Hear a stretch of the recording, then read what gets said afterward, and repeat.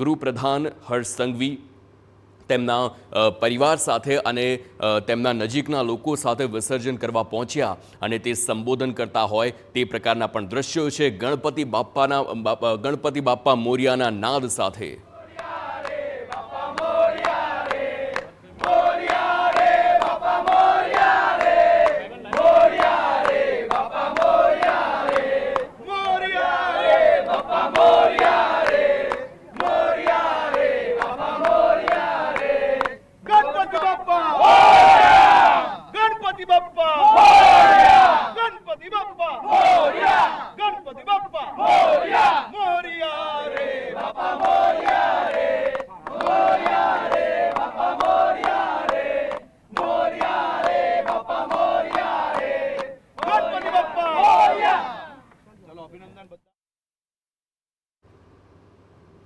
હર્ષ સંઘવીના દ્રશ્યો કે જ્યાં એ તમામ વોલેન્ટિયર્સ અને સ્થાનિક લોકોનો ઉત્સાહ વધારવાનો પ્રયાસ કરવામાં આવ્યો। ગણપતિ બાપ્પા મોરિયાના નાદ સાથે એ તમામ લોકો એક સુરમાં બોલ્યા અને તેની જ આ સીધી તસવીર આપ સુરતથી જોઈ રહ્યા છો કે કેવી રીતનું આયોજન। અને ત્યારબાદ હર્ષ સંઘવી ખુદ વિસર્જન સ્થળ પર પહોંચ્યા, તેમણે ખુદ વિસર્જન કર્યું અને ત્યારબાદ લોકોનો ઉત્સાહ પણ વધાર્યો છે અને સાથે જ આખી સ્થિતિનું નિરીક્ષણ પણ કરવામાં આવ્યું છે, કેવી વ્યવસ્થા કરવામાં આવીને સાથે જ કોઈ પણ અનિચ્છનીય ઘટના ન બને એ તમામનું ધ્યાન રાખવામાં આવ્યું છે।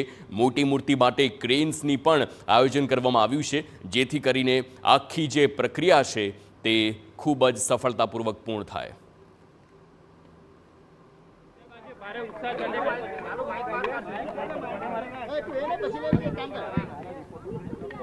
આવું નહીં કરો ભાઈ, લાલા ભાઈને બોલાવશો નહીં તો।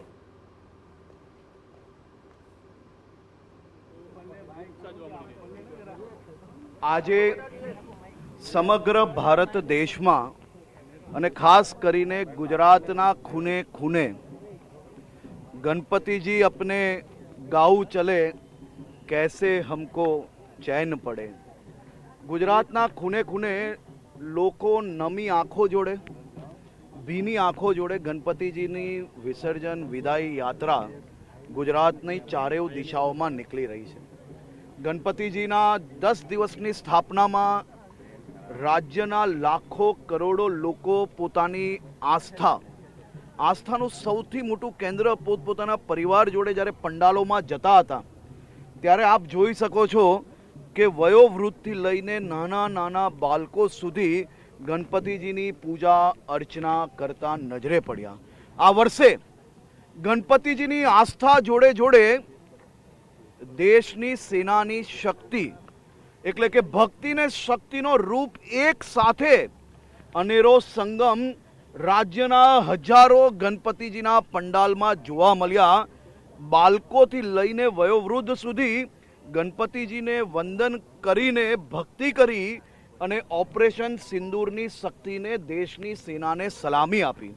સાથે સાથે ગણપતિજીની ભક્તિને જોડે જોડે સામાજિક સમસ્યાઓ, સામાજિક અનેક વિષયો પર દર વર્ષની જેમ આ વર્ષે બી સ્વદેશી અપનાવવાનો જે નારો લાગ્યો અને વિષય જે પકડાયો છે, હું જરૂરથી એવું માનું છું કે આ વર્ષે જે અનેક વર્ષો કરતાં બી વધારે નવરાત્રિમાં જ મારા રાજ્યના નાના નાના વેપારીઓની દિવાળી બને તે પ્રકારનું આ સ્વદેશી આંદોલન રાજ્યભરમાં ચાલ્યું છે અને રાજ્યના તમામ નાગરિકો મધ્યમ નાના વેપારીઓને અને સ્વદેશી અપનાવવાના નારા જોડે સ્વદેશી વસ્તુને અપનાવશે તેવો મને 100% વિશ્વાસ છે। આજે ગણપતિજીની વિસર્જન યાત્રા, આ વિદાય યાત્રા એ રાજ્યભરમાં શાંતિપૂર્વક ચાલી રહી છે। રાજ્ય પોલીસ દળ દ્વારા તમામ પ્રકારની વ્યવસ્થાઓ સજ્જ કરવામાં આવી છે।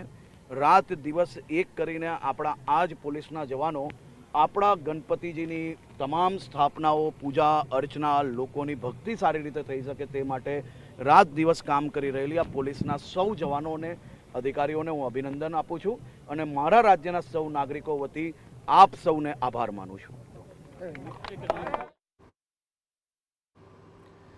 તો હર્ષ સંઘવીએ જે પ્રકારે લોકોનો ઉત્સાહ વધાર્યો છે અને સાથે જ સ્વદેશી અપનાવવાની જે નેમ છે તેને પણ ઉત્સાહભેર તેમણે જણાવ્યું છે કે આ વખતે એ તમામ લોકોની નવરાત્રિમાં જ દિવાળી થાય તે પ્રકારે જોવા મળશે. પરંતુ હાલ જે પર્વ છે ગણેશ વિસર્જનનો પર્વ તેને ભાવપૂર્વક ઉજવવામાં આવી રહ્યો છે. સુરતથી જ આ સીધા દ્રશ્યો છે.